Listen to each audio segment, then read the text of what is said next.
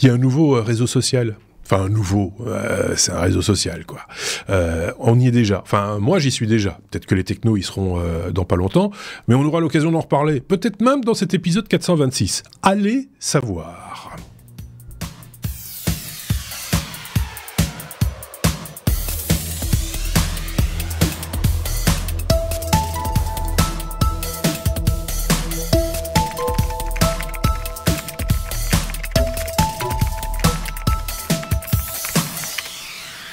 Allez savoir.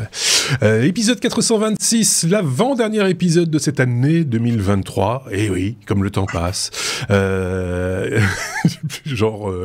On était jeunes, on était beaux, mais voilà, on a vieilli. Et on est toujours aussi beaux. À l'image de Xavier, à ma droite. Salut Xavier. Et de l'autre côté, nous avons David à ma gauche. Salut David. Toujours à Bangkok. J'ai appris que Bangkok avait changé de nom, en fait, et il fallait dire un autre truc. Et alors, c'est à rallonge, c'est kilométrique le nom de Bangkok aujourd'hui. C'est imprononçable aussi pour nous, pauvres francophones que nous sommes. T'avais épinglé cette information, David. C'est pas récent, hein. Je pense que ça date d'il y a quelques temps, mais ça remonte comme ça régulièrement dans l'actualité. Est-ce que tu avais épinglé cette information ? Non, pas vraiment, mais c'est le nom original de Bangkok, c'est un nom très long. Oui, c'est ça. Et c'est ça, en fait, c'est le nom original de Bangkok, mais il paraît qu'il faut plus dire Bangkok. Pourquoi ? Je l'avais noté quelque part, je sais plus où. Je me demande si je l'avais pas partagé avec vous via notre bon vieux Slack. J'ai plus. Ah voilà, j'ai trouvé. C'est Krungthep Mahanakan Amon Rata. Oh là là, je ne suis qu'au premier quart. C'est le nom original. Ça, hein. Voilà, c'est ça. Ici en local, quand les gens parlent de la ville, ils disent Krungthep tout court. D'accord. Ah bah oui, c'est beaucoup plus simple. Donc c'est le premier mot.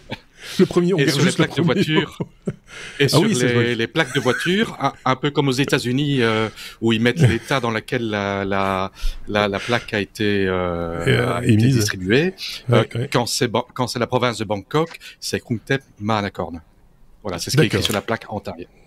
Le problème, c'est sur les cartes d'identité pour écrire les lieux de naissance. du père et de la mère.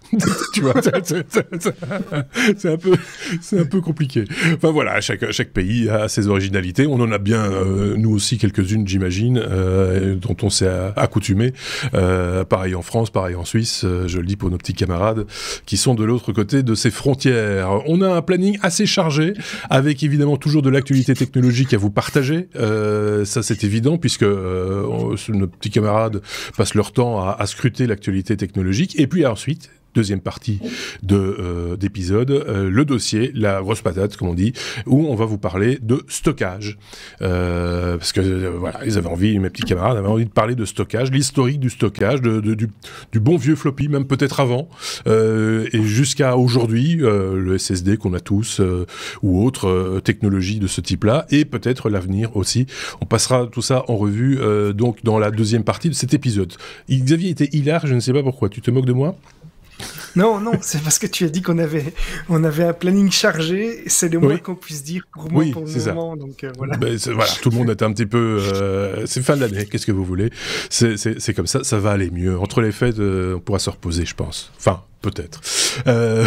Quoi qu'il en soit, on entame l'abécédaire. Avec la lettre A comme AMD, et on va parler de ça avec qui ? Je vais prendre ma bonne conduite avec David pour parler du MI 300A d'AMD. Qu'est-ce que le MI 300A ? C'est la réponse d'AMD à la suprématie de Nvidia. Donc AMD a annoncé cette nouvelle puce. Enfin, maintenant c'est des chiplets. Donc ça, c'est composé de 24 cœurs AMD Zen 4. 228 Compute Unit CDNA3, 128 Go de mémoire HBM3 unifiée, partagée entre CPU et GPU, et ils ont annoncé en grande pompe que ils arrivaient à la même puissance, voire même dépasser de plusieurs dizaines de pourcents les meilleurs produits Nvidia. Donc ils ont fait toute une présentation montrant qu'ils étaient capable d'être 40 à 60 fois plus rapide que les GPU H100 de Nvidia, donc les GPU Data Center. Et Nvidia a répondu justement, moi j'ai lu ça ce matin, que les tests étaient un petit peu pas très corrects, parce que AMD n'a pas utilisé il a fait une comparaison avec Nvidia sans utiliser les librairies optimisées d'Nvidia.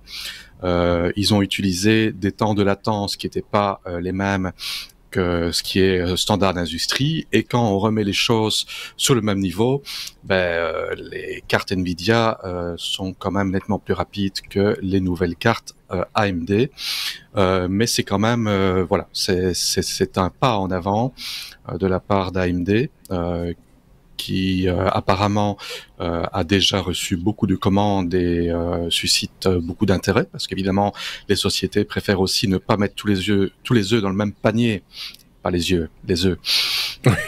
Et ne pas risquer à se retrouver avec une pénurie quand tous les GPU sont vendus. Il y a aussi une possibilité que les GPU AMD soient moins chers, ce qui n'est pas certain parce que aucun prix n'a été annoncé. Voilà, donc ça c'est la nouvelle de la semaine. Pour donner une idée de la puissance de calcul annoncée par AMD pour ce qui est d'intelligence artificielle, d'inférence artificielle en FP8, dont on a parlé il y a X podcast, il parle de 2 pétaflops de puissance de calcul. Alors j'ai regardé les fiches techniques des H100 de Nvidia, selon les versions, c'est les versions PCI Express, XXM ou NVL, on est de 3 à 8 pétaflops, donc bon, même sur papier, AMD n'y est pas encore. Évidemment, parce qu'on parle de, en l'occurrence ici, on parle de, qu'est-ce qu'on disait? J'ai oublié, j'ai perdu le fil de mon idée. Ah oui, de APU.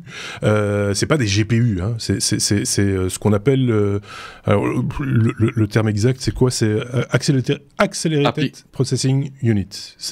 Voilà. Oui, c'est ça. Gros, et en fait, oui. APU, ils appellent APU quand en fait ça mixe un CPU et un GPU ensemble. D'accord. Ou et ici, comme ils ont 24 cœurs AMD Zen 4 et qu'ils ont la partie compute sur le côté, ils appellent ça un APU. Tandis que les H100 de Nvidia, c'est, je pense, uniquement la partie compute. Ça se ressemble là, physiquement. J'ai les deux photos sous les yeux. C'est assez étrange quand on les regarde. Donc d'un côté la version AMD, de l'autre côté la version H100 de Nvidia. C'est l'architecture, en tout cas d'un point de vue mécanique, on va dire. Ça se ressemble. Maintenant, on est rarement seul à avoir une bonne idée, comme on dit. Ils sont cousins. Ils sont cousins en plus. C'est sans doute ça aussi. Xavier, qu'en pense-t-il de tout ça, Mais oui. Moi, je suis juste ébahi de la vitesse à laquelle ça évolue, en fait. Je me rappelle encore des premières 3D FX qu'on avait pour les jeux vidéo, où on était vraiment ébahi par la qualité de la 3D qu'on avait avec des vieux jeux comme Tomb Raider, etc. Quand on voit maintenant ce qu'on fait, et puis maintenant c'est pas pour jouer, c'est pour faire des calculs, mais tout ça évolue à une vitesse, c'est presque effrayant, quoi. Et restons effrayés. Du coup. Non, mais c'est vrai. On a fait le tour de cette question. C'est intéressant, en tout cas, de voir qu'il y a de la concurrence aussi côté dans ce domaine-là. Et merci, David, de nous avoir remonté cette information. On va parler d'un petit peu d'impression 3D. I comme impression 3D, Xavier, évidemment. Bah oui. Des photos en 3D grâce à l'impression 3D. Est-ce que c'est possible? Et c'est possible. C'est possible. Alors, je remercie Aurélien qui a partagé cette news dans notre petite veille. Ça fera peut-être plaisir aussi à un autre chroniqueur qui est passionné de photos. Puisqu'ici on parle effectivement de photos et d'impression 3D.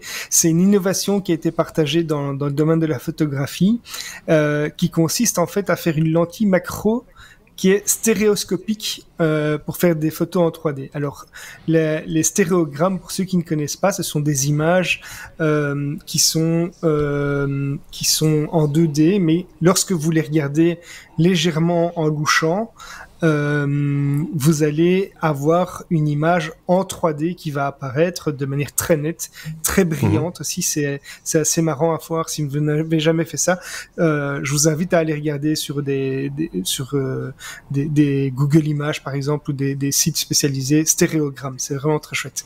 Et donc ici c'est un maker qui a partagé en open source sur le site Printables, qui est un site qui permet de partager des fichiers à imprimer, qui est hébergé par Prusa, une grande marque d'imprimante 3D que tout le monde connaît.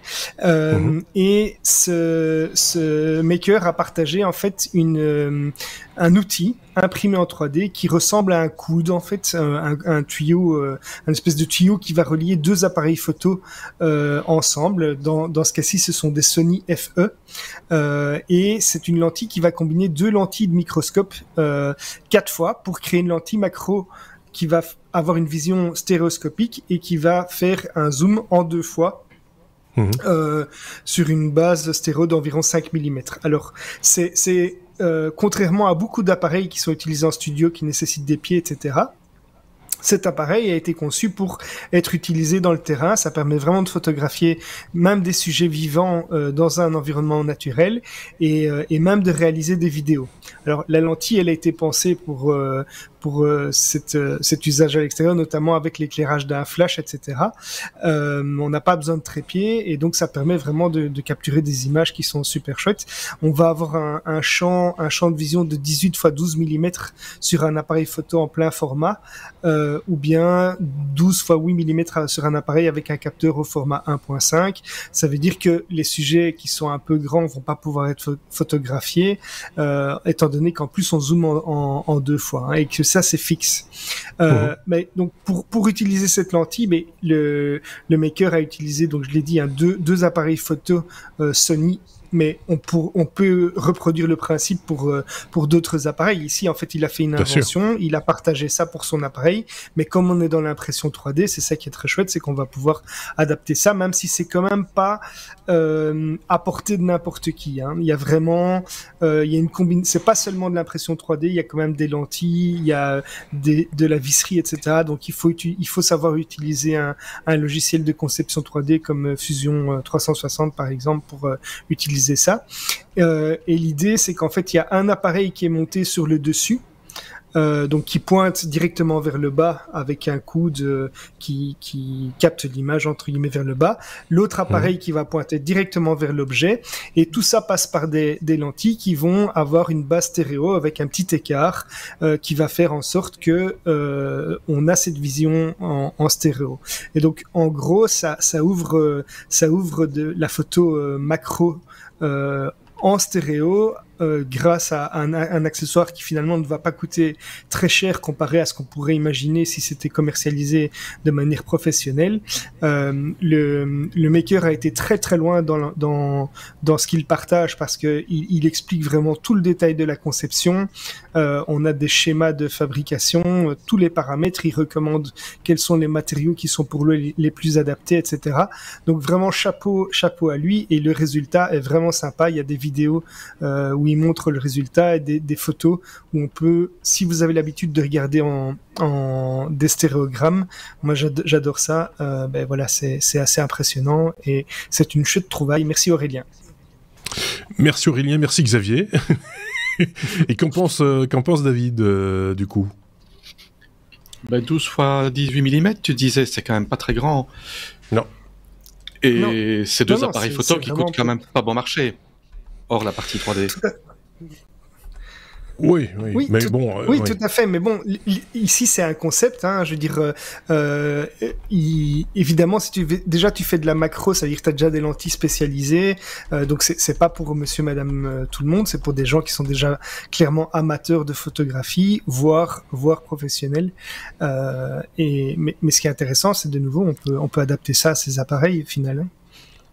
Il y a quand même quelques particularités à mon avis que, enfin personnellement, m'ont un petit peu dépassé, mais on peut creuser. L'avantage, c'est comme toujours, c'est qu'on vous met les liens vers les différents articles épinglés par nos petits camarades, et que du coup, vous pouvez aller jeter un œil vous-même et creuser un petit peu plus la question, parce que, et je viens de faire la recherche, je me posais la question parce qu'il me semblait que Canon avait un objectif stéréoscopique, et je suis retombé dessus, le voici, le voilou, qui est un objectif avec une monture F, donc propre à Canon, stéréoscopique, avec deux fish eye, comme on dit.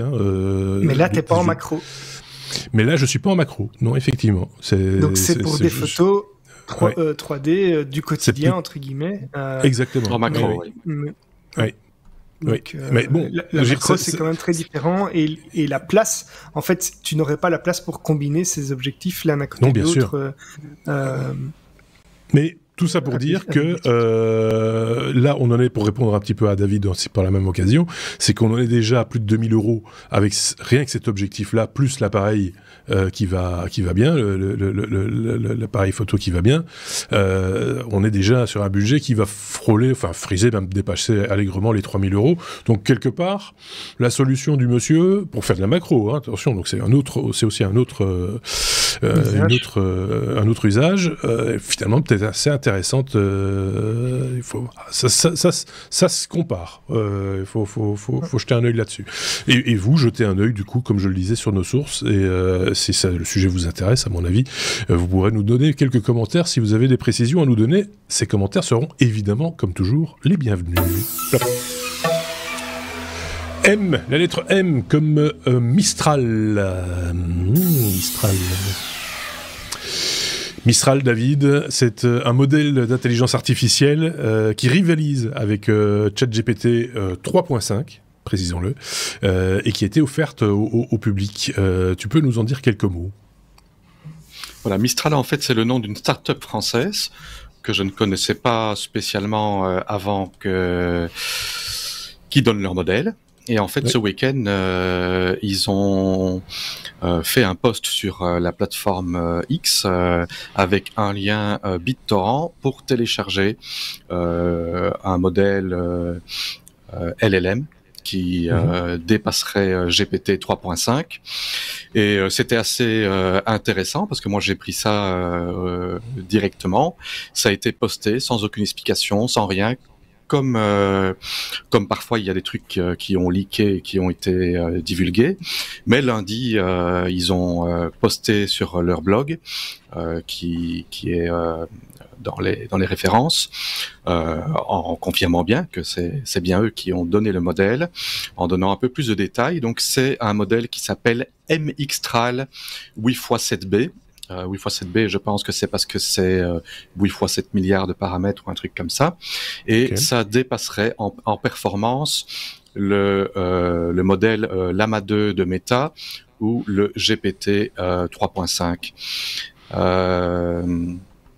Alors, c'est un modèle qui apparemment aurait une fenêtre de contexte de 32 000 tokens, ce qui est pas mal du tout.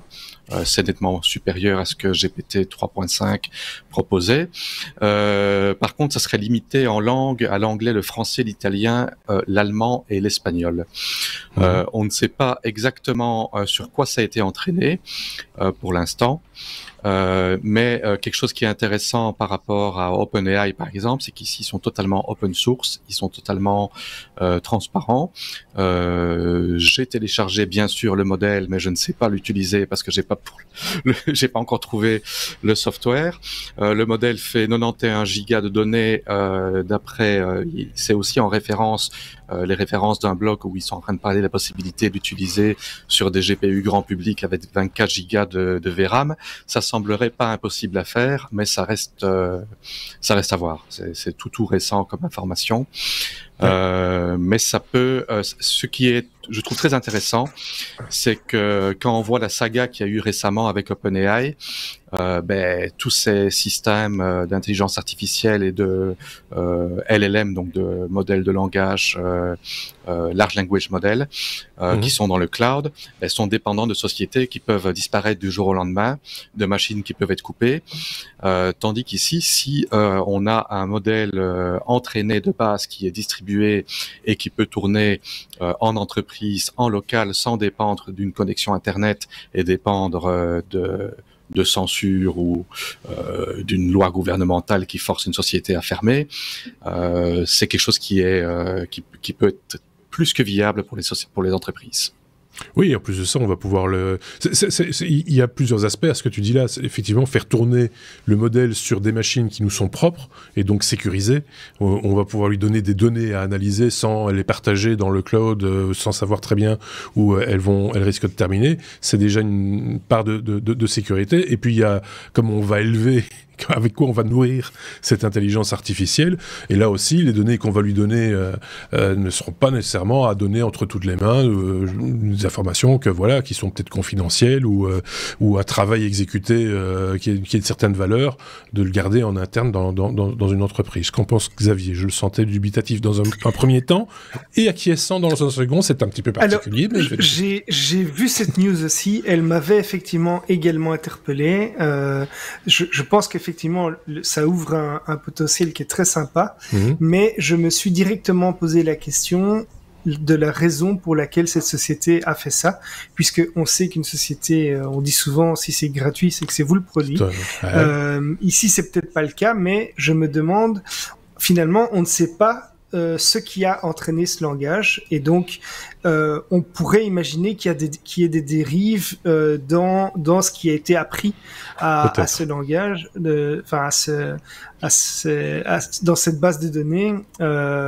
Est-ce qu'il y aurait des infos qui seraient influencées dans un certain sens ou pas? On peut en tout cas se poser la question. T'as raison. On peut se poser la question dans un autre sens aussi. C'est un petit peu comme les renseignements militaires. Quand on vous montre à la télévision l'avion ultra secret des Américains, si on vous le montre à la télévision, il est déjà plus ultra secret. Il faut être très très clair. Donc ça veut dire qu'ils ont un truc en plus. Ils ont certainement encore un truc encore plus secret que ce truc secret. Et donc ici, on peut se demander si le modèle, ils le testent pas, ils le mettent un petit peu comme un appât sur le marché en disant tiens, regardez ce qu'on est capable de faire, que ça bluffe un peu les gens en disant ah tiens, cette petite société française, ils font des chouettes trucs, etc. Mais qu'ils ont déjà 2 ou 3 longueurs d'avance dans leur plan de développement, et qu'à un moment donné, ils vont te sortir un produit commercial qui effectivement sera avec des chiffres, avec des rentabilités, derrière, etc. Pour intégrer ça, etc. Oui, par exemple. En tout cas, voilà. Ce qui est souvent le cas dans le logiciel libre. Mais voilà. J'ai eu aussi une réponse, c'est qu'avant ce week-end, Mistral, je connaissais pas. Aujourd'hui, tout le monde connaît. Ben oui, c'est ça. Donc c'est malin, quelque part. Donc ils ont donné déjà de quoi se poser des questions.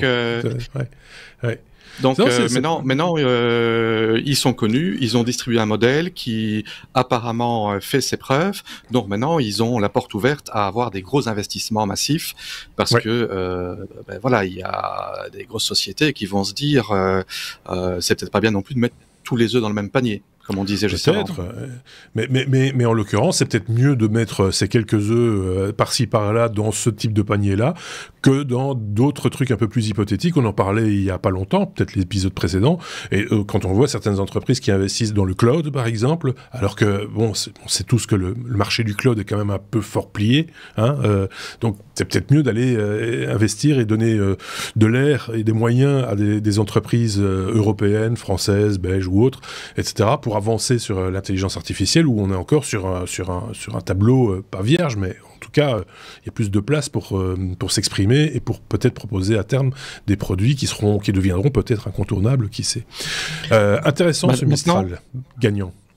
Pour rajouter un petit point, ce n'est pas le premier modèle qui est distribué au grand public. Si on prend, pas en LLM, mais en LDM, Stable Diffusion est distribué grand public. Est-ce que DALL-E n'avait pas été... au départ, est-ce qu'il n'y avait pas une version qui avait été distribuée? Je me pose la question parce que je sais qu'il y avait un modèle qui permettait de générer des images, et je ne sais plus si c'était le modèle d'OpenAI ou bien un autre. C'est Stable Diffusion, à ce que je sache, parce que DALL-E demandait trop de mémoire pour être exploité, et je pense qu'ils n'ont jamais distribué leur réseau. Par contre, ce qui est super intéressant, c'est que il y a des techniques aujourd'hui qui permettent, avec un réseau qui était entraîné avec un coût en électricité et en puissance de calcul assez astronomique, de pouvoir rajouter une couche de surentraînement qui peut être fait sur une machine, on va dire, semi-professionnelle. Et c'est ce qu'ils appellent les LoRa. C'est Low Rank Adaptative. Et en fait, c'est des systèmes qui permettent, en décomposant la matrice des poids en 2 sous-matrices plus petites, de faire un entraînement très rapide pour ajouter de l'information à un réseau existant. Et ça a fait ses preuves sur Stable Diffusion, par exemple.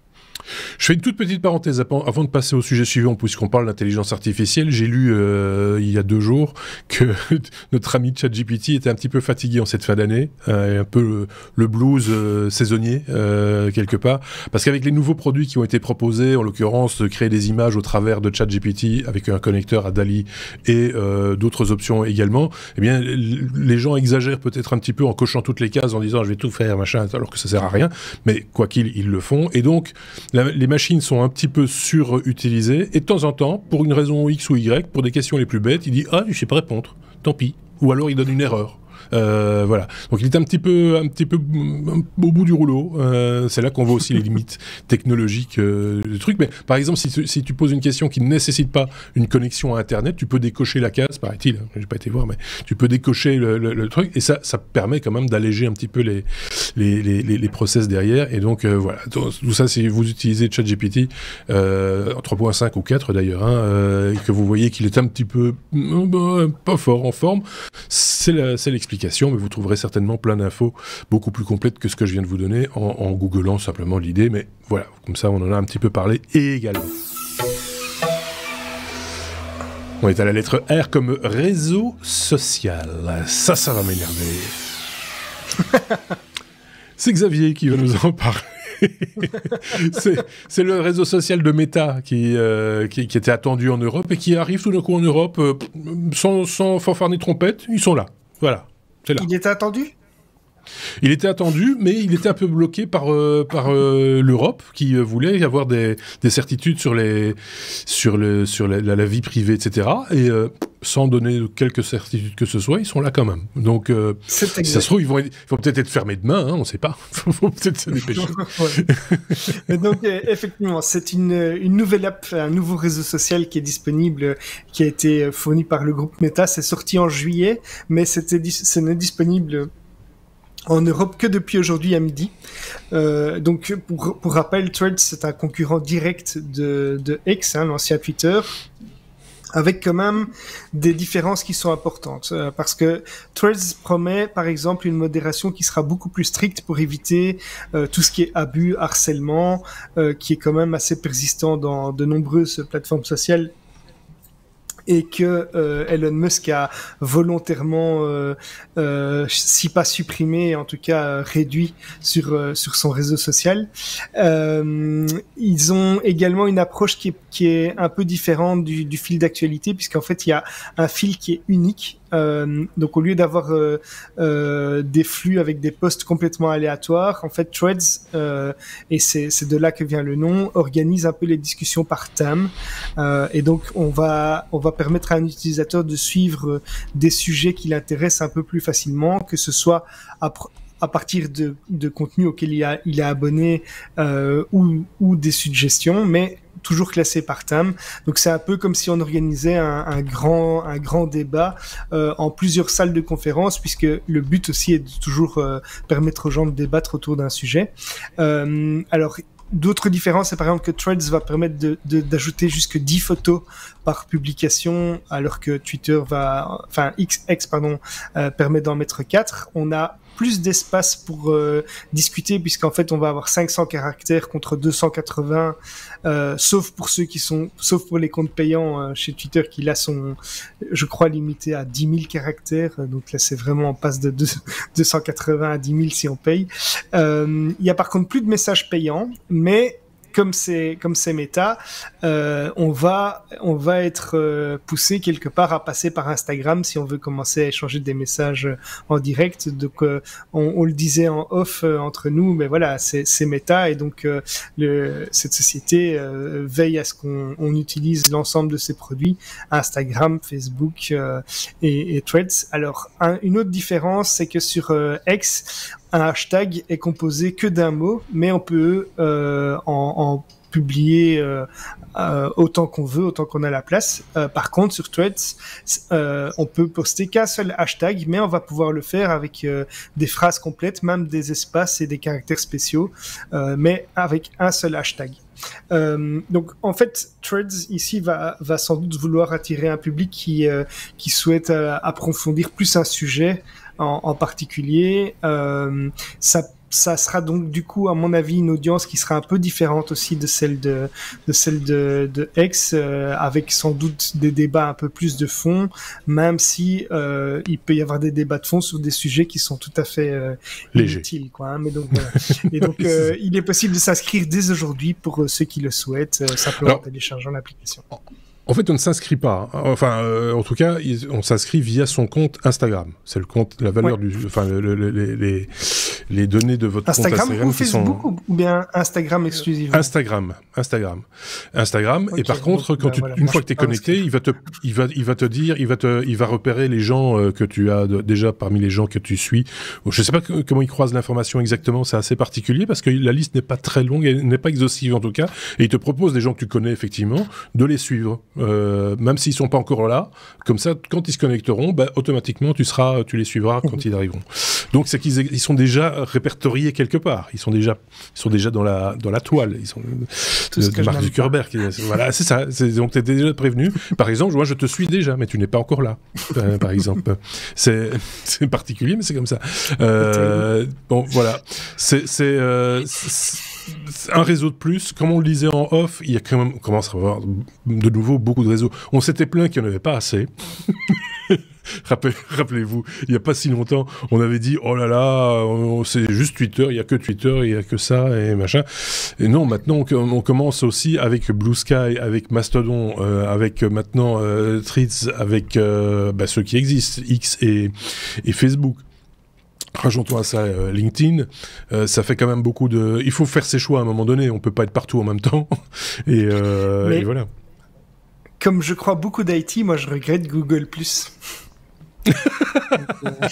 ça va faire rire plein de gens. Je suis sûr que là au moment où je ris, je pense que d'autres ont pouffé de rire en même temps. Hein. Je sais aussi qu'on a qui ne connaissent même pas ce réseau social là. Oui, c'est ça, qu'ils n'étaient pas nés. Mais je sais qu'on a au moins un auditeur qui adorait aussi. Je sais plus qui c'est, mais à mon avis il va se manifester. Il va dire que je suis méchant d'avoir rigolé et t'es gentil d'en avoir parlé. Oui, mais ça n'a jamais décollé quoi. Hein. Google+, c'était... Mais ça n'a pas pris parce que justement, tu pouvais t'abonner uniquement au sujet qui t'intéressait. Or, du coup, ça limite fortement l'interaction puisque finalement, tu n'interagis qu'avec des gens qui s'intéressent aux mêmes choses que toi, ce qui n'est pas le cas avec mais ceci dit, sur Facebook, sur Twitter, etc., c'est le cas aussi. Tu n'interagis qu'avec des gens qui ont la même opinion que toi puisque tu les suis et ils te suivent. Donc, c'est le même schéma, sauf qu'il y en a un qui était, on va dire, fonctionnel. C'était la fonctionnalité, c'était ça. Et de l'autre côté, les autres réseaux sociaux, c'est juste les algorithmes qui le décident à ta place. Voilà, il faut choisir ce qui est le mieux pour l'un ou pour l'autre. Je sais pas ce qu'en pense David, pas très réseau social David. Pas très social David. Moi je ne vais pas en dire du mal avant de l'avoir essayé et je suis pas très tenté de l'essayer. Voilà, ça résume. Est-ce que tu n'as pas une version Google Plus que tu aurais téléchargée, que tu pourrais remettre en œuvre? Mais un point qui m'agace déjà, c'est cette histoire qu'il faut passer par Instagram et qu'on suit les gens qui ne sont pas encore dessus avant qu'ils soient dessus. C'est un peu comme WhatsApp. WhatsApp qui ne te donne pas le choix de ne pas partager tes contacts et d'office tous les gens dont tu as le numéro de téléphone, tu vas être ajouté sur leur compte WhatsApp. Moi, c'est la raison pour laquelle je l'utilise plus. Oui, mais je suis d'accord avec toi. C'est à un moment donné, voilà, on commence à connaître là un petit peu le mécanisme, et on a l'impression qu'il n'y aura jamais de réseau social sans cet aspect-là. Sauf peut-être Mastodon, qui a quand même, et Blue Sky, pour l'instant en tout cas, où ils ont quand même un peu balisé les trucs en disant, bon, ben voilà, il n'y a pas d'incursion dans votre vie privée, on ne stocke pas d'informations sur vos habitudes sur vos amis, machin, etc. Donc voilà, ça on peut encore un petit peu faire confiance de ce côté-là, mais et combien de temps est-ce qu'un réseau social qui a des visées non commerciales peut tenir? C'est encore un autre débat. Enfin voilà, c'est à ce moment-là on rentre dans un tout autre questionnement et on n'a pas fini quoi. Je vais encore un peu rester sur ce machin-là de Zuck pour voir ce que ça donne, si la sauce prend ou pas. Évidemment, il y a déjà des gens dessus, puisque tu l'as dit depuis juillet, c'était ouvert aux États-Unis. Il y a des Québécois par exemple qui eux ils sont déjà bien installés, ils ont bien posé leurs meubles, etc. J'en vois déjà quelques-uns.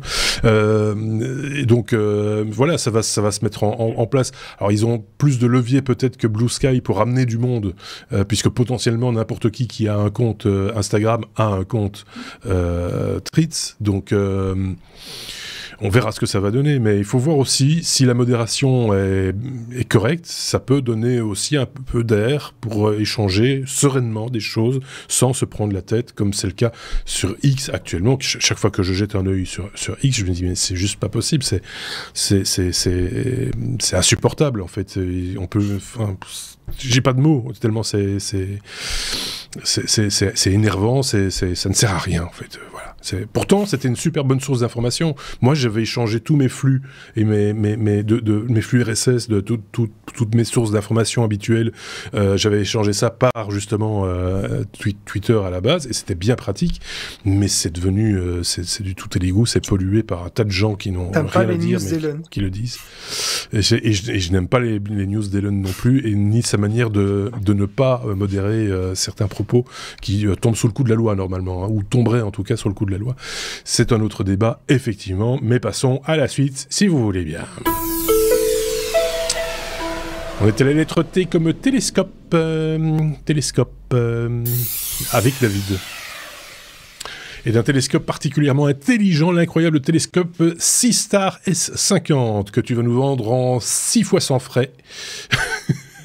C'est du téléachat. Dis-nous en plus. Oui, c'est un petit télescope très sympathique, c'est un coup de cœur, je suis très tenté de m'y laisser prendre. Donc pour toute personne qui est un petit peu férue d'astronomie... ça va me plaire, ça va me plaire, je le sens. Je le sens, ça va me plaire. C'est un télescope intelligent, c'est un petit télescope portable, facile d'utilisation, donc il prend pas beaucoup de place, qui nécessite pas... qui peut s'utiliser sur un balcon. Oui, c'est ça.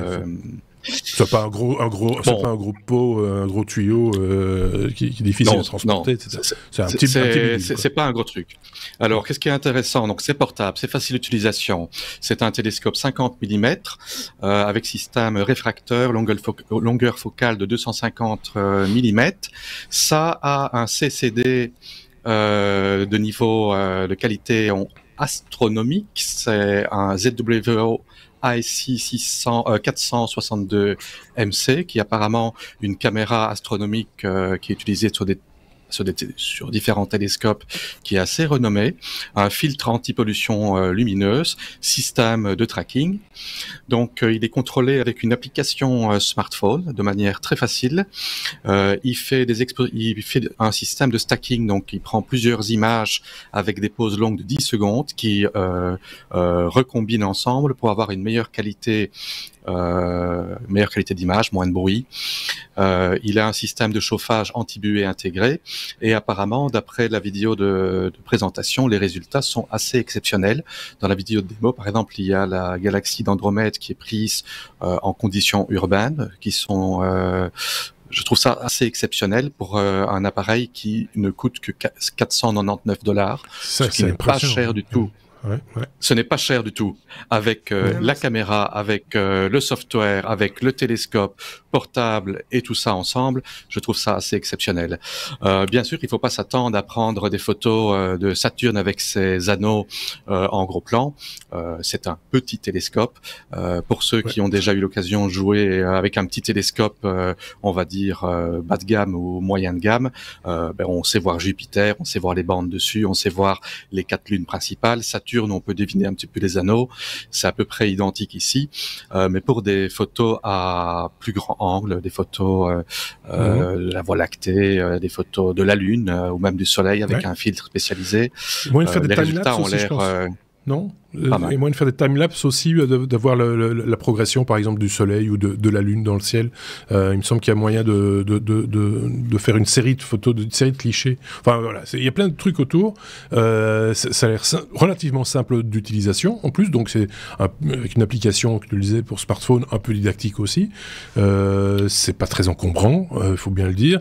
Alors on peut le dire tout de suite aussi, David, quand on habite en ville, pardon, c'est pas le truc, c'est pas la ville, c'est pas l'endroit le plus génial pour faire Starmania, oui, mais peut-être pas pour faire un Seastar S50. Il vaut mieux être à la campagne, là où il y a moins de couverture nuageuse, quoi. Tu serais étonné. Parce que moi j'habite à Bangkok, donc on va dire que c'est pas un petit village, c'est une grande ville avec beaucoup de lumière. C'est un grand nom. Oui, c'est un grand nom éventuellement. Par contre, j'ai l'impression que je vois mieux les étoiles ici qu'en Belgique. T'es plus près. Je ne sais pas si ça a un rapport à être près de l'équateur, j'en sais rien. Mais en tout cas, je sais que tous les soirs, quand je fais ma promenade et que je regarde le ciel au-dessus, je vois la constellation d'Orion. Je la vois très clairement avec toutes les étoiles. Et ce petit appareil-là me tente vraiment très fort. Elle est bonne en taille. Oui, c'est ça. Sur les compteurs, c'était la suite de satellite d'Elon Musk qui passait. J'ai dit tu confonds avec le satellite d'Elon. Non, c'était Orion. C'était Orion. Ok, d'accord. Enfin voilà, c'est sympa comme tout. C'est une bonne petite trouvaille, bien vue. Et c'est pas très cher. C'est juste dommage qu'ils mettent pas plus de photos de ce qu'on peut voir avec sur leur site, je trouve. Oui, c'est un peu dommage, effectivement. Ils sont pas très exhaustifs. L'appareil, apparemment, était en précommande jusqu'au 15 octobre. Et maintenant, il a été livré. Et si vous cherchez sur YouTube, il y a pas mal de personnes qui l'ont acheté, qui l'ont utilisé, qui font des reviews. Ouais. Donc, moi, je vous conseille de regarder. Moi, j'ai regardé, par exemple, quelqu'un qui avait fait des photos de Jupiter pour montrer ce que ça donnait. Apparemment, les gens qui l'ont eu entre leurs mains en sont assez contents. En tout cas, pour le prix,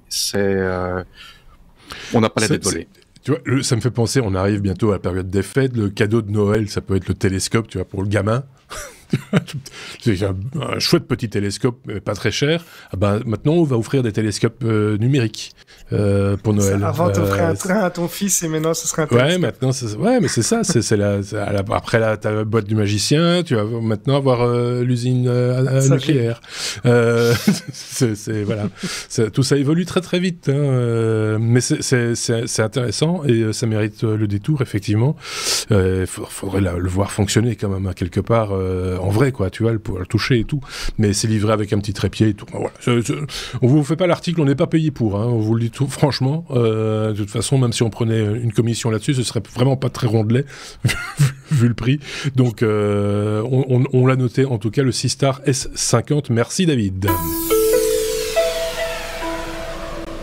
La lettre T comme Turbo Pascal. Turbo Pascal, Xavier, dernier sujet de notre liste de sujets d'actualité avant de passer à notre dossier qui s'intitulera Stockage du byte à l'exabyte. Le Pascal, un langage de programmation qui fête... Non, c'est pas comme ça. C'est 40 ans. Joyeux anniversaire, Turbo Pascal. Joyeux anniversaire, Turbo Pascal. 40 ans. Je suis sûr que ça va parler aussi à David, ce langage-là. Un petit peu tous les gens de notre génération ont sans doute appris à programmer avec ce langage. Donc c'est un langage qui a été lancé en 1983, qui a été véritablement une révolution pour les développeurs de l'époque. D'abord parce qu'en fait, il avait une vitesse de compilation qui était très rapide par rapport à ce qui existait sur le marché, mais aussi parce que c'était livré avec un environnement de développement intégré, donc un EDI comme on dit. Le site Metatron souligne également le rôle que le Turbo Pascal a eu dans la formation de toute une génération de programmeurs, et c'est mon cas d'ailleurs, parce que il était simple d'utilisation, avec un prix abordable, et donc ça a rendu la programmation accessible à un public beaucoup plus large. En fait, il y a beaucoup de développeurs actuels qui ont fait leur premier pas en codage grâce au Turbo Pascal. C'est mon cas, moi, quand j'étais, j'ai étudié à l'Institut Paul Lambin.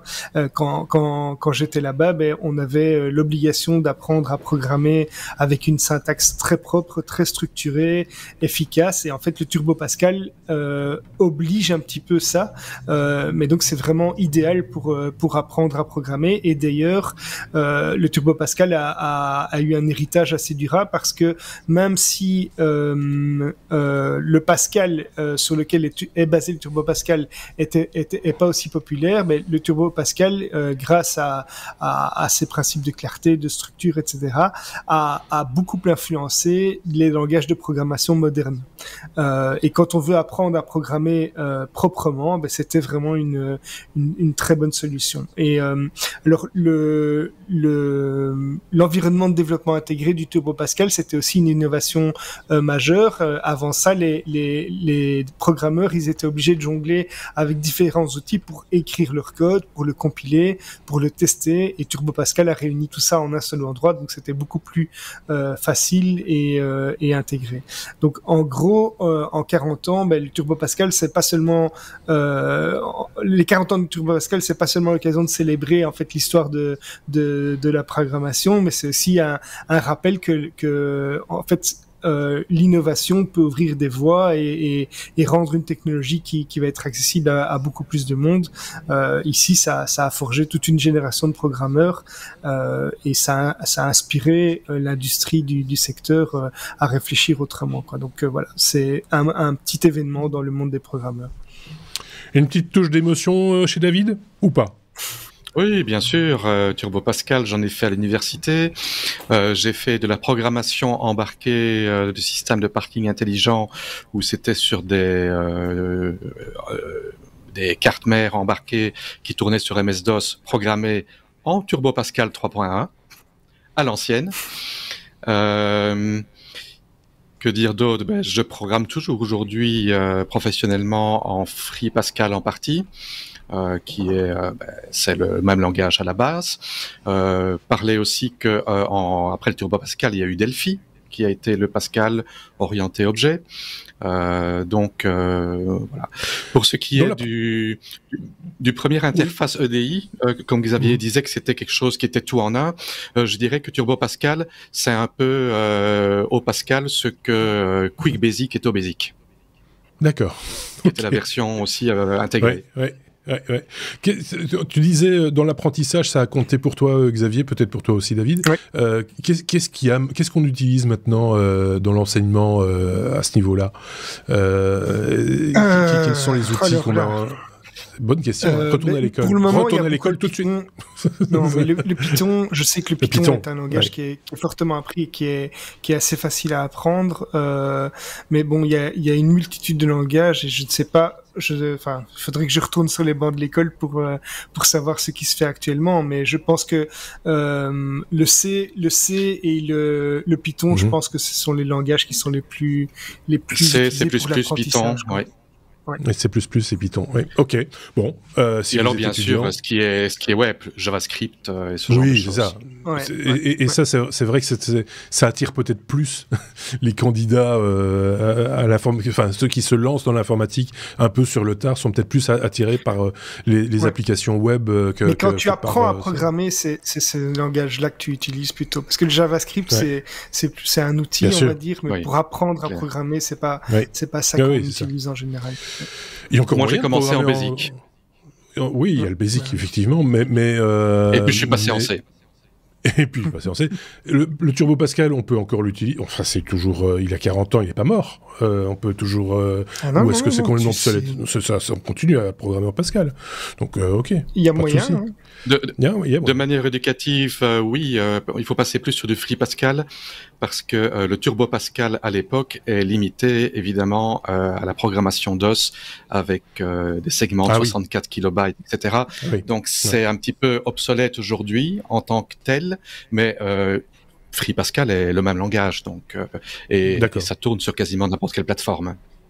Ok. Et ça a une efficacité compilée très proche du C, donc c'est aussi très efficace. Okay. On en prend bonne note. Et les bouquins qui vont... Si on retrouve des vieux bouquins Turbo Pascal, est-ce qu'ils vont pouvoir nous servir en utilisant Free Pascal? Je pose toutes les questions qu'on pourrait se poser dans ou pas. À mon avis, oui. Pour la syntaxe, c'est beaucoup de choses, oui. Pour la base, maintenant, le reste, c'est les docs en ligne. Je pose la question parce que je me rappelle qu'il y avait énormément... je me rappelle à la FNAC, j'allais dans les rayons informatifs, éducatifs, etc. Et il y avait une quantité de bouquins sur la programmation, etc. Et quand tu avais... J'ai l'illustration sous les yeux, c'est pour ça que j'y pense. La boîte Turbo Pascal avec dedans... Et qu'est-ce qu'il y avait? Il y avait des disquettes, surtout.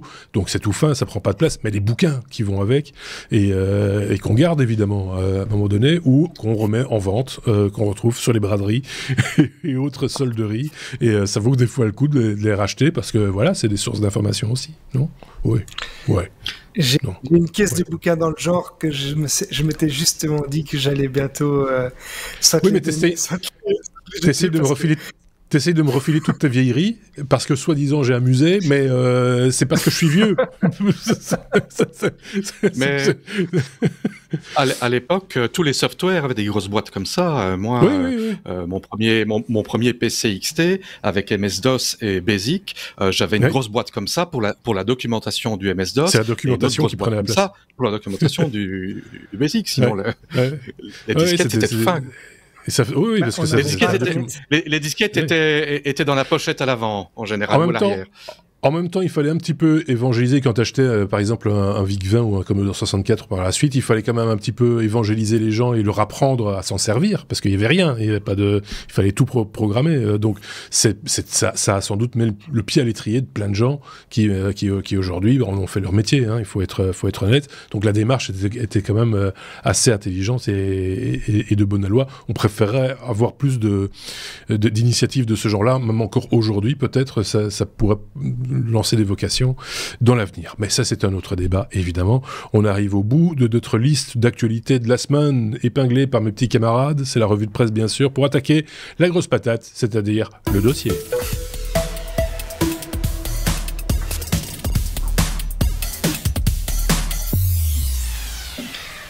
Et là, je reprends mes notes. Parce que attention à la prononciation.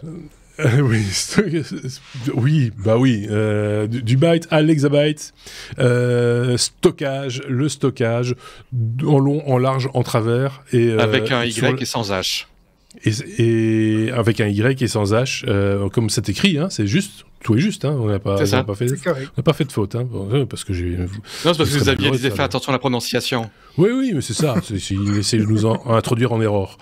Où sont passées mes notes? Je vais les trouver, il n'y a pas de souci. Mais je sais que vous avez préparé ça de main de maître. Voilà, j'y suis. Pour parler, on l'a dit, des origines à aujourd'hui, et peut-être on parlera du futur, de la longévité de ces différents supports également. Ça commence par qui et comment? Mais ça commence par moi, c'est la séance vieux con, hein. On va parler, on va pas se mentir, on va refaire un peu l'histoire du stockage, et pour ça, on va remonter au XVIIIe siècle. Parce qu'en fait, on va parler des cartes perforées, et les cartes perforées ont été utilisées au XVIIIe siècle. Et est-ce que vous savez pourquoi? Pour quelle utilisation? Qui n'était pas liée à l'informatique encore. Non, je sais aussi. Voilà. L'industrie textile. On avait les métiers à tisser, mais il y avait également les orgues de Barbarie et les pianos mécaniques. Ah oui, c'est juste les orgues de Barbarie. En fait, elles ont été adaptées au stockage de données informatiques. Et pour ça, en 1884, il y a un monsieur qui s'appelle Hermann Hollerith, qui a donné son nom d'ailleurs aux cartes du même nom, qui a déposé un brevet pour une machine avec des cartes perforées qui ont été destinées à la base à accélérer le recensement des États et du gouvernement américain. Et donc elles ont été utilisées pour la première fois pour le recensement de 1890 aux États-Unis. Alors le modèle le plus courant des cartes perforées a été breveté lui par IBM en 1928. C'était une carte dite à 80 colonnes. Donc c'était une feuille de Bristol mince de forme rectangulaire avec un coin qui était découpé pour aider à l'orientation. En fait, comme on a sur les cartes mémoire maintenant. Avec des petits trous carrés. Avec des petits trous carrés. Voilà. Et en fait, les caractères alphanumériques, qui pouvaient être de type ASCII, mais aussi d'autres, comme le BCD ou EBCDIC, étaient traduits par des perforations de forme rectangulaire, avec un nombre de 1 ou 2 ou 3 par caractère.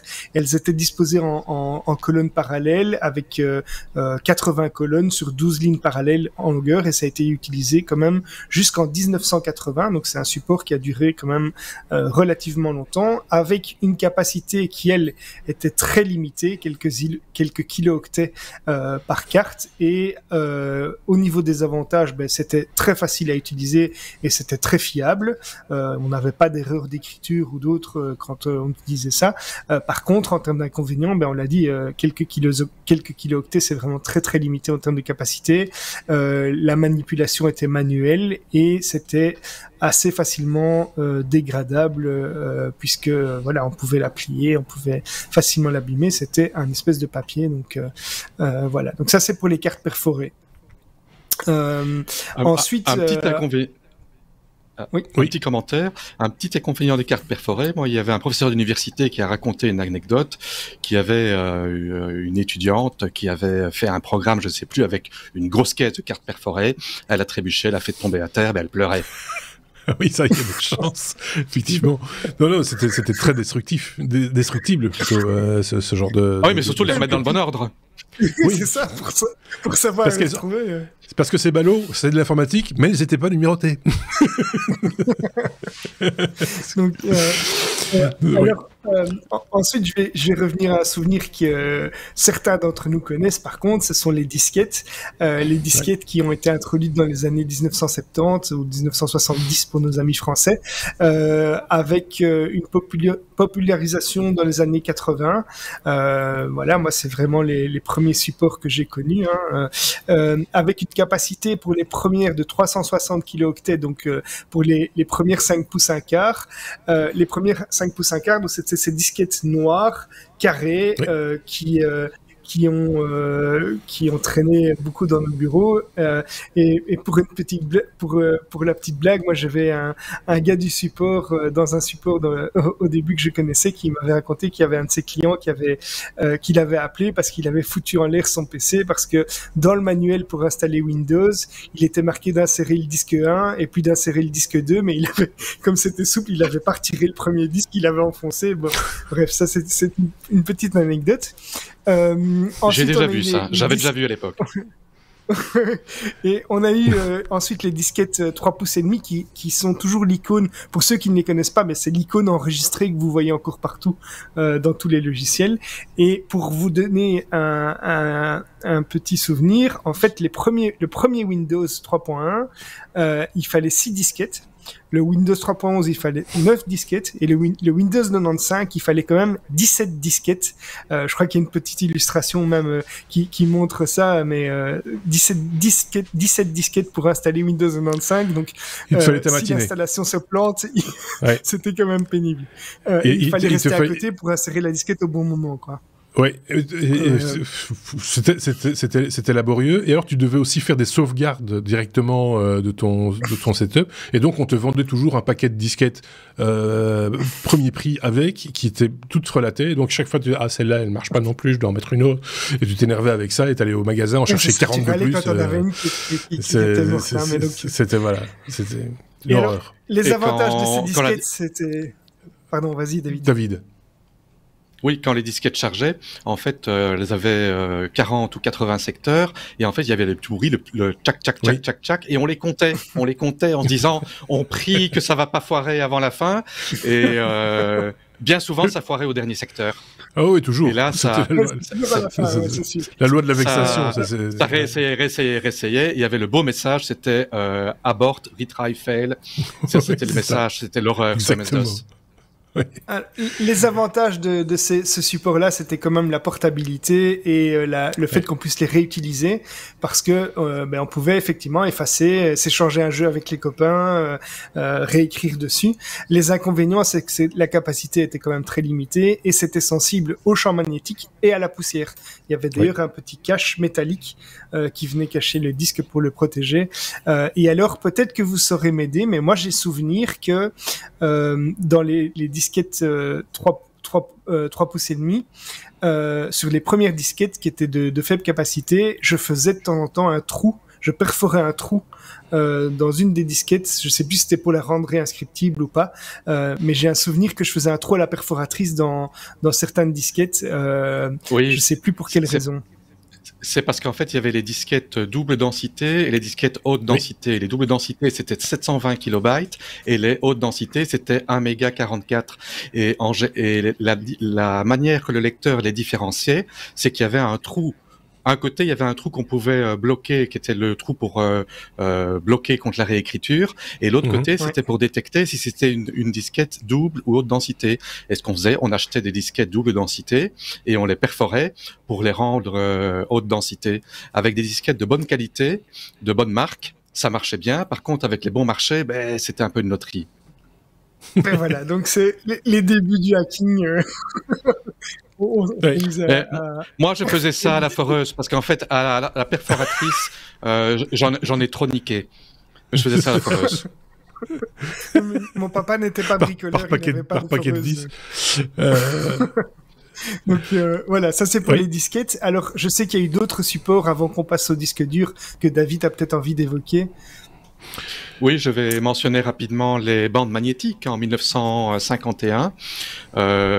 Donc la même chose que ça ressemble aux bandes audio, les grandes bobines, et c'était des bandes de 225 kilobytes. Il y a également eu dans les années 60, 64, Philips qui a sorti les cassettes audio, et les cassettes audio qui ont été utilisées comme moyen de stockage, donc les Commodore 64, les Amstrad CPC, etc. Sur une cassette de 90 minutes ou 90 minutes, on mettait 0,66 mégabytes par côté. On vendait pour Sinclair, on vendait des jeux sur cassette audio, parce que le Sinclair n'ayant pas d'unité de disquette ou autre, on sortait la sortie audio d'un petit lecteur de cassette tout basique, et on rentrait dans le Spectrum, et donc quand on lançait, on pouvait pousser sur play pour lancer la lecture de la cassette, et ça prenait un temps con parce que évidemment, et donc il fallait attendre qu'il ait terminé toute sa lecture pour charger tout le code basique pour lancer, et puis ensuite lancer le jeu, et ça chaque fois, parce que c'est évidemment quand on éteignait l'ordinateur. Ah oui. À chaque fois, en effet. Qu'on a eu aussi les cartouches qu'on a utilisées notamment dans les Commodore, mais aussi sur les consoles de jeux, finalement, les cartouches qu'on a utilisées. Les cartouches n'étaient pas un moyen de stockage, dans le sens qu'on ne pouvait pas écrire dessus. Non, on ne pouvait pas écrire dessus, mais c'était un espace de stockage. Donc il rentre pas dans le dossier. Non, ok. On n'avait pas prévu d'en parler. Je l'ai fait, mais à culpa. Avant de te rendre la main, Xavier, tu as parlé des disquettes avant. Les disquettes, le gros avantage par rapport aux bandes magnétiques et aux cassettes, c'est qu'on avait un accès direct à l'information, tandis que la bande magnétique, il fallait aller jusqu'à l'endroit où c'était, la cassette également. Et juste avant les disquettes 5 pouces 1 quart, il y a eu les disquettes 8 pouces, mais qui n'ont pas fait très long feu. C'était les premiers formats que je n'ai pas connus. Moi, j'en ai vu fonctionner. C'est des grandes disquettes. Hein. On voit pas mes mains, mais c'est vraiment comme les petites, mais en grand. Et quand on faisait ça faisait un éventail. Tu pouvais faire du vent avec et tout. C'était chouette. Et moi, je les ai vus sur. voilà. Mais moi, j'en ai jamais utilisé, mais j'en ai vu utiliser ça, oui. Oui, la suite, c'est qui? C'est Xavier? Qu'est-ce qu'on on va repasser au disque dur. Alors, les disques durs, contrairement à ce qu'on pourrait penser, ils ont été inventés en 1956, donc bien avant que ça se démocratise. Le principe, c'est que c'est un disque magnétique tournant, et le premier disque dur s'appelle l'IBM 350. Il a été vendu quand même à 1 millier d'unités, et son prix était alors de $10 000 par mégaoctet. Donc, un prix pour l'époque qui était quand même gigantesque. C'est pour ça qu'on n'en a pas connu avant très longtemps. Les prix ont commencé à se démocratiser. Parce qu'il faisait une tonne. Et c'est pas une blague, il faisait une tonne. C'est ça. Donc, il y a d'ailleurs une photo qui circule, qu'on voit de temps en temps passer sur les réseaux sociaux. On voit une livraison de ce disque dur, je pense que c'est dans une école technique. Et à l'avant-plan, il y a une main qui tient une clé USB. Et donc, tu vois la différence, le volume de la clé USB, ce qu'on a fait comme progrès en 50, en 60, 70 ans, quoi, en gros. Oui, c'est clair, c'est phénoménal. Donc, les prix des disques durs ont commencé à se démocratisé dans les années 80-90. Moi, je me souviens que j'ai encore joué sur le PC de mon père qui était un 80-86 qui n'avait pas de disque dur. Et puis, j'ai eu mon premier 286 qui avait un disque dur. Donc, en 80-90 ou 90 pour les Français. À partir de 90-90, tous les PC étaient équipés de bases de disques durs. Alors, la capacité des disques durs au départ, c'était quelques mégas. Moi, je crois que mon premier disque dur, il faisait 40 mégas, quelque chose comme ça.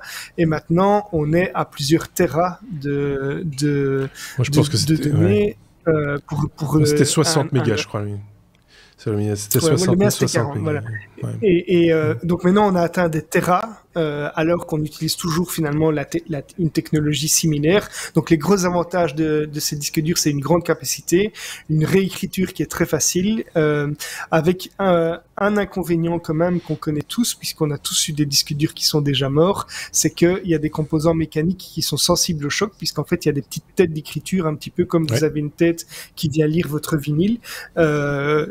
Ces disques se griffent, ces têtes sont très sensibles aussi, elles sont sur des mini ressorts et ça peut facilement se casser, et c'est quand même relativement encombrant. Nos premiers disques étaient assez gros, hein. Il y avait une fonctionnalité, mais qui est venue bien plus tard, je pense, et c'était plutôt pour les ordinateurs portables, où quand tu arrêtais l'ordinateur, les têtes se levaient du disque, pour ne pas que dans le transport, la tête vienne frotter sur le disque et vienne le griffer, et ici, la tête se relevait, en fait, et ne touche d'un petit poil, hein, et ne touchait pas. Elle se parquait sur le côté, non? Elle se parquait sur le côté. Moi, il me semblait qu'elle je crois que c'est une évolution, ça. Ça, c'est déjà une évolution. Et d'ailleurs, il y a eu une autre évolution sont des disques durs qui étaient, entre guillemets, avec des suspensions actives, où vraiment le disque était suspendu à l'intérieur de l'appareil lui-même. Donc, et puis, voilà, je ne sais pas si tu veux annoncer quelque chose avant que je passe au disque optique. Ton mariage? Ah non.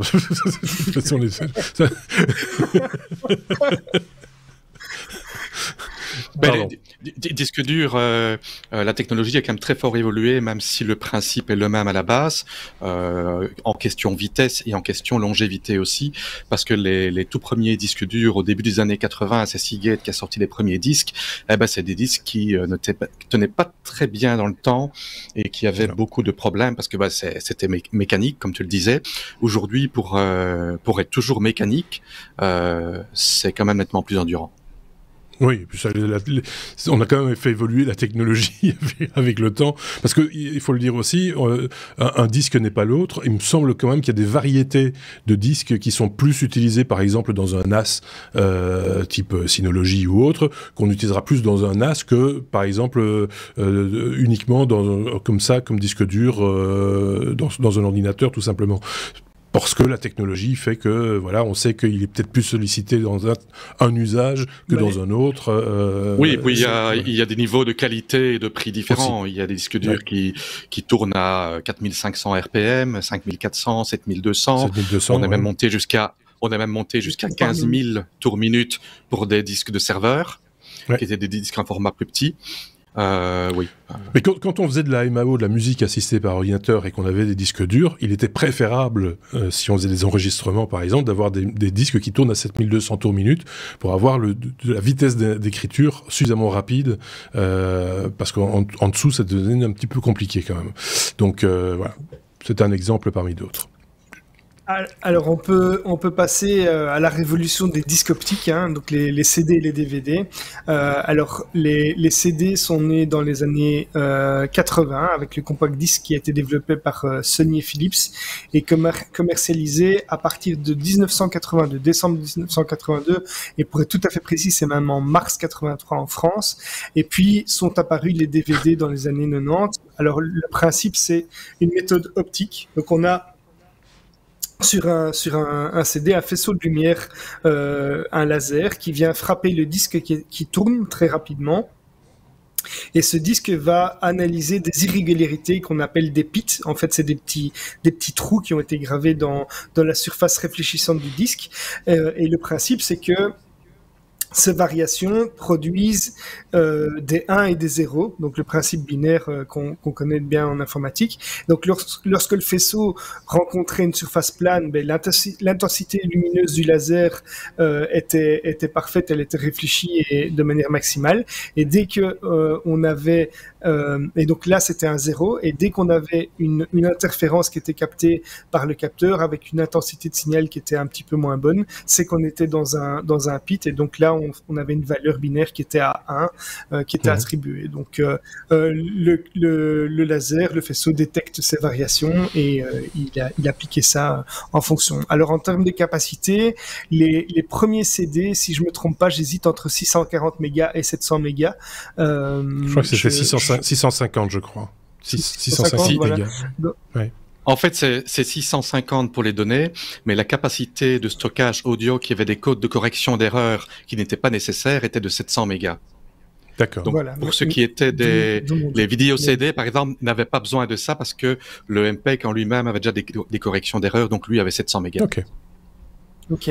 Et alors pour les DVD, là on a eu plusieurs supports différents, parce que on a eu les DVD de 4.7 gigas, on est arrivé finalement à des DVD de 17 gigas avec plusieurs couches, puisqu'on a eu des dual layers comme on disait, mais alors tu pouvais même avoir des double faces à un moment, des choses comme ça. Donc voilà, les DVD ont une vie qui sont venus bien plus tard. Grande. Oui. Tout à fait. Réinscriptible aussi, ça c'était une révolution à un moment aussi. Et puis avec des avantages, les gros avantages, c'était que ils avaient une très grande capacité. On a annoncé à tort également qu'ils avaient une très grande durabilité. Donc c'est vrai que la durée des disques était importante, mais pour les disques réinscriptibles, par contre, c'est tout à fait faux. On sait maintenant que ils sont très sensibles aux rayures, ça c'est une chose, mais surtout aussi à la lumière, à l'humidité, etc.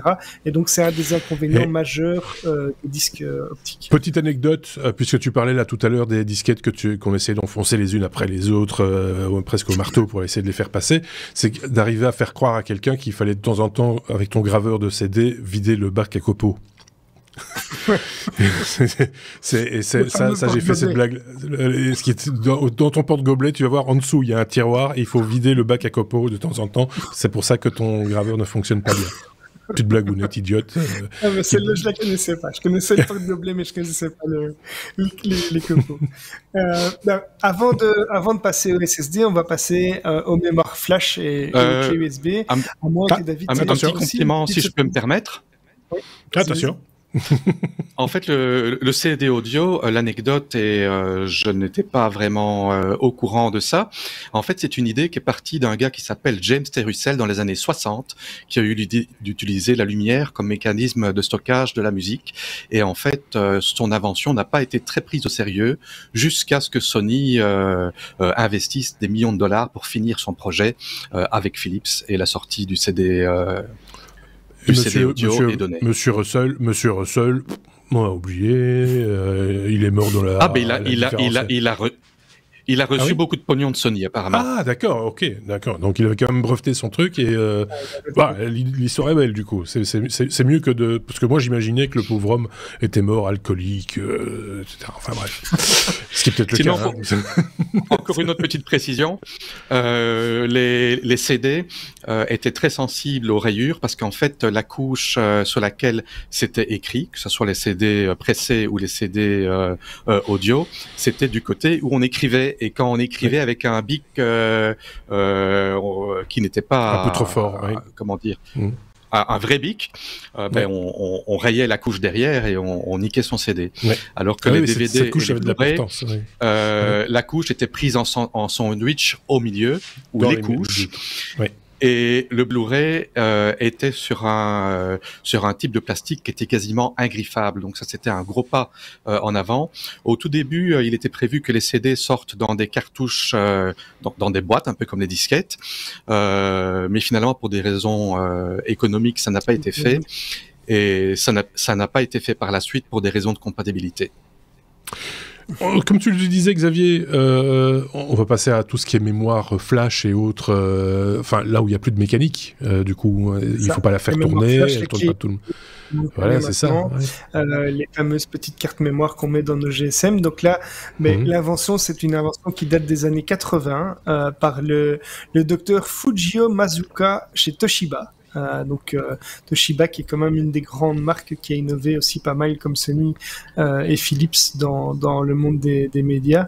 Quand je dis les médias, c'est les supports de stockage. Le principe de base, c'est que les données le stockage des données se fait sur des cellules de mémoire qui conservent l'information même lorsque l'appareil est éteint. Et donc ça, c'est une grosse innovation aussi, avec des avantages qui sont les avantages principaux qui sont qu'il y a aucune pièce mobile, donc beaucoup moins de dégradation à cause justement du fait que ce soit mobile, une conservation des données sans alimentation, alors une toute petite taille, on arrive maintenant à des choses comme ça, je suis même pas sûr que vous le voyez à l'écran, mais la taille de vos cartes aussi, mais donc les petites cartes mémoire maintenant, on arrive à des micro SD qui font je crois qu'on arrive au Tera ou à plusieurs Tera maintenant sur des cartes micro SD. 1,5 Tera, je pense. Et voilà.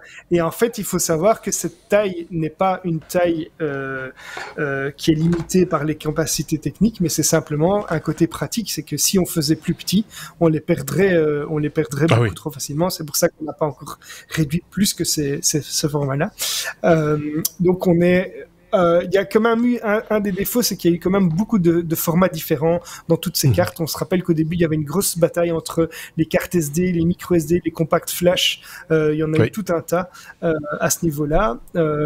Alors l'utilisation, par contre, ce qui est très sympa, c'est que c'était un stockage qui était amovible, avec la possibilité enfin de transférer des données entre appareils, même si je me souviens très bien qu'on a eu à une époque des disques durs portables. On pouvait retirer son disque dur de son PC avec une petite, un petit peu comme un autoradio qu'on pouvait transporter à l'époque. C'est ça, tout à fait. Et donc, en termes de capacité, au départ, on était à quelques mégas et maintenant plusieurs téras, comme je l'ai dit. Donc voilà, ça c'est pour les mémoires USB qui sont aussi transformées sous forme de clés, de porte-clés d'ailleurs maintenant en USB. Voilà, donc ça vous connaissez très bien. Avec des disparités aussi en termes de vitesse d'accès, d'enregistrement, de lecture, etc. Voilà, ça c'est qui change beaucoup, et le type d'électronique qui est dedans qui change un petit peu tout ça. On le dit souvent quand on parle de la carte SD par exemple. Tu disais qu'il y avait beaucoup de formats différents.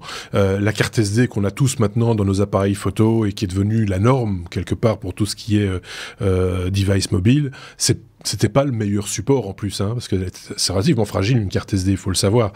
Les gens s'en rendent pas toujours compte, il faut en prendre soin, il faut les emballer correctement, parce que c'est une durée de vie un peu limitée, donc il faut souvent dans ce genre de truc, quand on parle de support, on parle là de stockage informatique, mais on a parlé un petit peu d'audio, on aurait pu parler de vidéo aussi avec les cassettes VHS et autres. On sait que la cassette VHS n'était pas le meilleur format sur le marché disponible au moment de son lancement. Il y avait l'Umatic Lumatic et le V2000 par exemple, on sait que Lumatic était de meilleure qualité, mais beaucoup plus cher à fabriquer, et donc c'est finalement la VHS qui est passée. Je ferme la parenthèse et je te rends la parole. Mais en fait, oui, ce qui est important avec ces cartes mémoire, c'est que contrairement à ce qu'on pourrait penser, et même s'il y a des cartes qui sont garanties à vie, ces petites cartes mémoire, elles ont une durée de vie en termes de cycle d'écriture et de lecture. On reparlera de la longévité avec... et justement, on va y revenir plus tard, mais donc c'est un point qui est important à savoir quand même pour ces cartes-là. Ne stockez pas un backup sur une petite carte mémoire comme ça. Non, c'est pas le meilleur support pour ça. Alors, on a enfin les SSD, donc de Solid State Drive, avec la première apparition dans les années 90, donc c'est il y a plus longtemps que ce qu'on pourrait croire aussi, parce qu'ils ont été initialement utilisés dans des applications militaires et aérospatiales en raison de leur robustesse, mais aussi de leur poids qui était moins important, puisque de nouveau il n'y a pas de pièces mécaniques. Le principe de base, c'est de nouveau, on va stocker des données sur des puces de mémoire flash NAND sans pièces mobiles, avec la résistance au choc, une très faible consommation d'énergie. Un autre point important dont on n'a pas parlé, mais c'est le silence de fonctionnement. On se rappelle tous de nos disques durs qui grattaient, qui grattaient de plus en plus avec les d'ailleurs, c'était un des signes de mort de mort prochaine, en tout cas de votre disque dur, quand il commençait à faire du bruit, en comparaison avec les disques durs traditionnels, les fameux HDD. Alors, les SSD ont une vitesse de lecture et d'écriture qui est nettement supérieure, puisqu'on ne doit pas déplacer une petite... oui, les SSD ont une vitesse de lecture qui est vraiment largement supérieure, puisqu'on n'a pas justement cette petite aiguille qui doit se déplacer au bon endroit. On a une meilleure résistance au choc, comme je l'ai dit, mais ils étaient initialement beaucoup plus chers, avec une capacité de stockage moins grande. C'est en train d'évoluer fortement. On a des SSD maintenant qui commencent à coûter... à ne pas coûter plus cher que des disques durs classiques. Donc c'est vraiment un moyen très facile si vous souhaitez améliorer votre vieil ordinateur portable ou vieil ordinateur, remplacez le vieux disque dur par un disque SSD et vous allez avoir l'impression d'avoir un PC neuf, même s'il n'est pas aux performances des PC de ce jour. Mais voilà, c'est vraiment un des moyens à faible coût de remplacer et d'améliorer votre ordinateur, votre vieil ordinateur. Et alors, l'autre avantage, mais comme j'ai dit, c'est la vitesse de démarrage aussi, l'accès aux données, la fiabilité, l'efficacité énergétique, je l'ai déjà dit. Donc voilà, ça c'est pour mon petit historique, mais je sais qu'il y a une tonne d'autres supports encore dont on pourrait parler, peut-être on va un petit peu accélérer avec des trucs un petit peu, j'ai envie de dire, exotiques. Quasiment David, qui sont à la fois mécaniques et à la fois très techniques, optiques. Enfin voilà, il y a toute une gamme de produits qui pas nécessairement toujours grand public, il faut le dire, qui ont existé et qui existent encore d'ailleurs. Oui, il y a eu des disques magnéto-optiques, il y a eu le mini-disque de données, il y a eu le stockage sur des DAT. Petite cassette qui ressemblait à des VHS toutes nanes.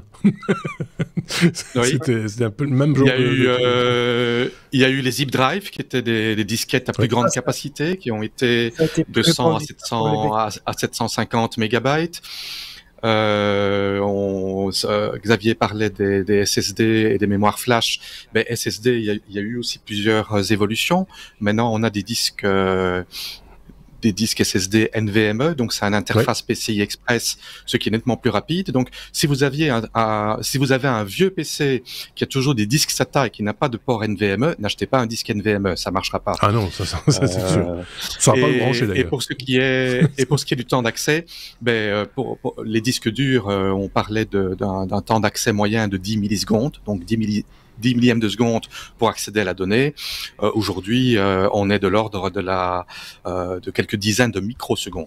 Donc, on est 1 million de fois plus rapide en temps d'accès.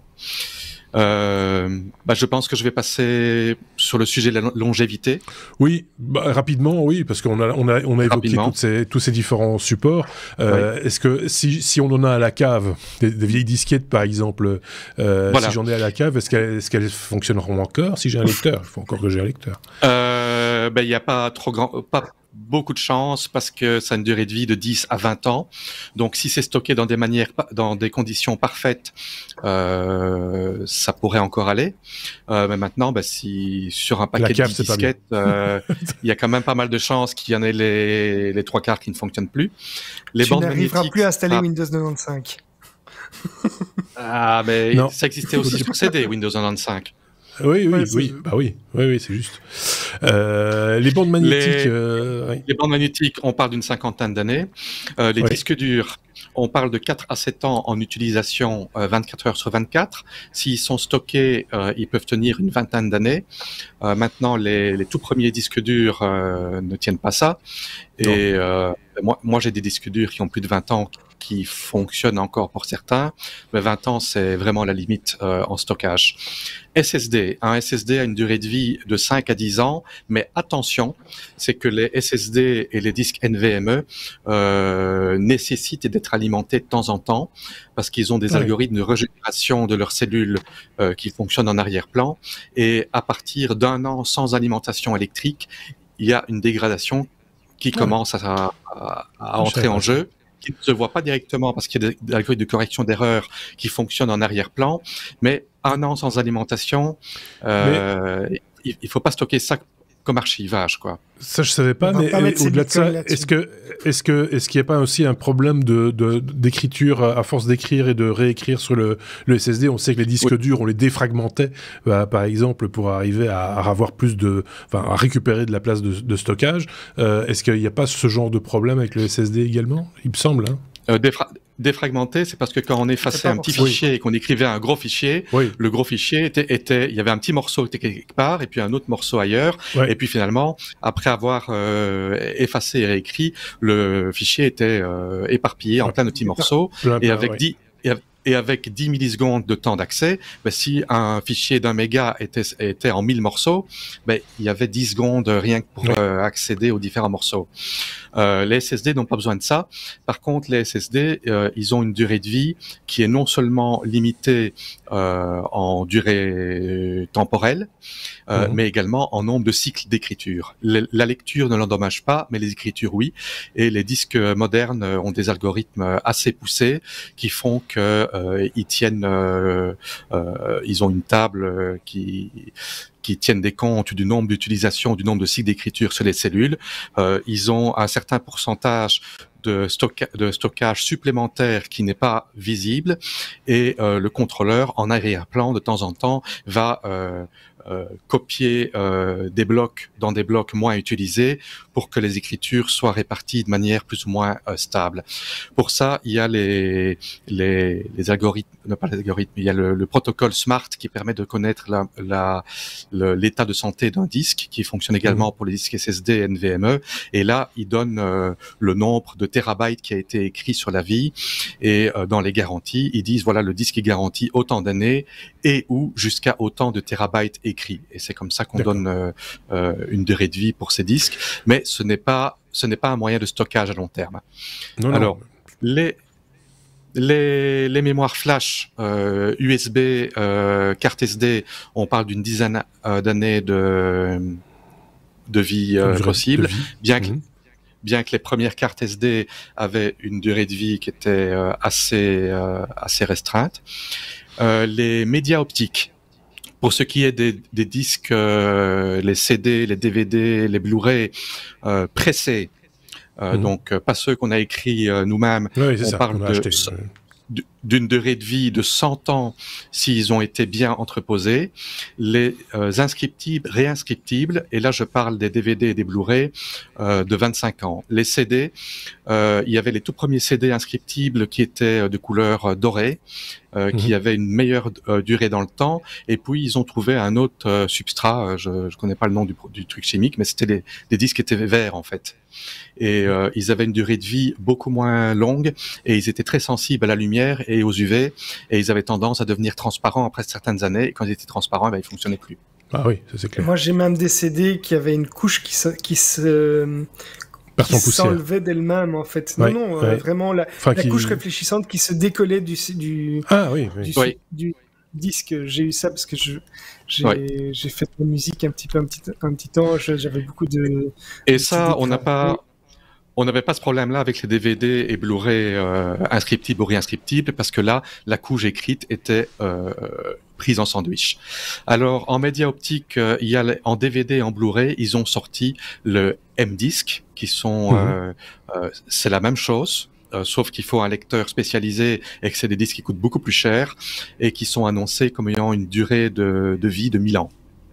Ah, oui.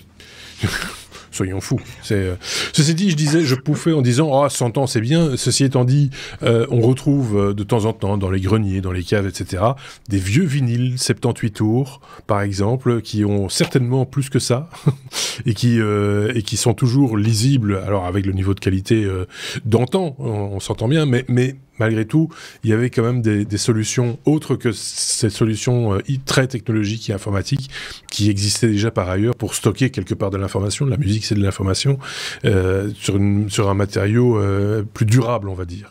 Peut-être pas moins polluant, par contre. L'avenir, rapidement, en 3 minutes ou 2 minutes même, parce que là, on a vraiment bien explosé le timing. En 2 minutes. Les joggers vont être crevés. Oui, une nouvelle de la semaine et de la semaine dernière. Microsoft a annoncé qu'ils sont proches de sortir leur stockage sur verre, qui sont en fait des données qui seront stockées dans du quartz. Bien sûr, elles seront écrites une fois, ça sera pas réinscriptible. Par contre, c'est dans un but d'archivage à long terme. Ça résiste à l'eau, ça résiste aux impulsions électromagnétiques. Il faut savoir que l'électronique et tout ce qui est magnétique est très sensible à une éruption solaire, par exemple, une tempête géomagnétique. Ah oui. Le quartz est également résistant à des très grosses variations de température. Voilà, donc l'avenir est dans le quartz. Ok. Prochain support, le quartz. Tout le monde descend. Un dernier petit point quand même, c'est que pour l'archivage, toutes les X années, il faut recopier ces données sur des médias plus récents. Et les bonnes pratiques, c'est d'avoir les backups de ces choses importantes en 3 exemplaires. Et au moins dans 2 endroits physiques séparés. Et donc il y a des entreprises spécialisées là-dedans, dans le stockage de données, d'informations, dans tous les domaines d'activité d'ailleurs, et c'est leur métier quelque part de toujours veiller à ce que le contenu qu'ils stockent soit toujours accessible et pérenne sur la durée, puisque c'est quand même un fonds qu'ils doivent conserver le plus longtemps possible, évidemment. On a fait le tour, hein, je pense. Oui, on a fait le tour. Alors là, on a fait le grand tour du stockage. On en reparlera plus. On a fait 2 fois le tour. On a même fait 2 fois le tour, je pense, effectivement. Merci à tous les deux pour ce dossier très complet, évidemment, qui nous a fait un petit peu voyager dans le temps. Merci à vous de nous avoir écoutés, évidemment, d'avoir tenu aussi longtemps, 1h30. On a battu le record, je pense. Tout le monde va aller faire dodo maintenant, en tout cas de notre côté. Merci à Xavier. Meilleurs vœux déjà, puisqu'on ne se reparlera plus normalement d'ici l'année prochaine. Pareil pour David. On va se dire à très bientôt, puisque la semaine prochaine, ce sera le duo, je peux déjà le dire, c'est Adrien et Thierry. Alors là, le dossier, il va être... j'en dis pas plus, mais ça va être passionnant, mais j'en dis pas plus. Merci à tous les deux, merci à tous de nous avoir écoutés, et on se dit à très bientôt pour un nouvel épisode des Technos. Salut.